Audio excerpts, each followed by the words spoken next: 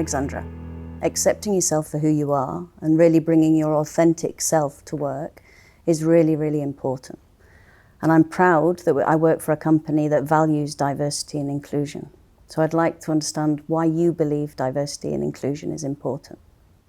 Yeah, I think we just reflected in the last talk, we can only feel well if we can be authentic and be ourselves. So if we feel, for example, as a woman, I can't behave like a woman in my business environment, how can we really perform for a company? How can we feel well? How can we engage as an employee and basically, move the business and the customer forward? So it's really a business case in diversity and inclusion, and that we can be ourselves. I absolutely believe in that. And the diversity agenda for me is very, very clear. And I'm not only focusing on the gender part, because we've strongly worked on that, knowing that diversity is much larger than just gender. But gender, it's clear. We all must feel safe at work. And we know we have instances where women don't feel safe. We need to get equal pay for equal work. That's applying for men and women, certainly, but we know that we have biases and we need to close the pay gap. These two things are hygiene factors for me. We absolutely must get right now. There can't be any compromise. And then on top of that, of course, we need to increase the level of representation of women in leadership. We have places where we are already good. In your organization, for example, we are much better, but in other parts of the organization, we aren't. And then we must create the inclusive environment for everybody to perform.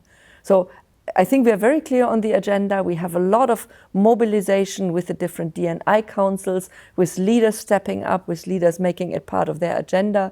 So I really think we are moving in the right direction. We need to expand our D&I agenda, but it's absolutely important.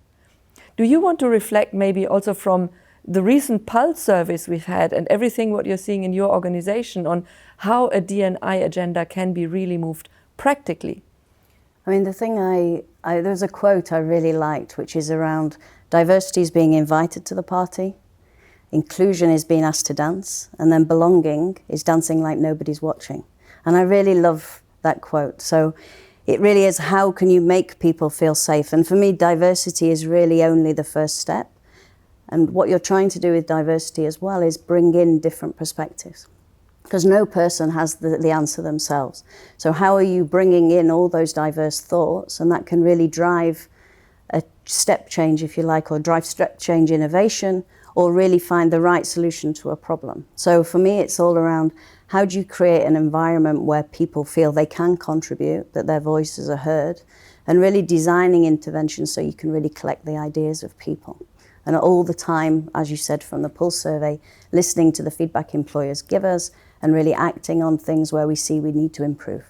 What I found recently very powerful in the Pulse survey of your organization was you have an almost equal representation, men and women, and there the level of feedback and engagement was the same for men and women, whereas in groups where we have less representation of women, women tend to be way more critical with the work environment. So there is something about how many women are in a team, how many people with diverse background are in a team, and how much are we biased towards a certain role model in a team.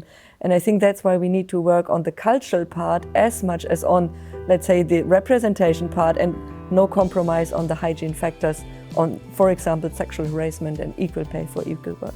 So I really think we are on a good path, but yeah, I don't think we are there.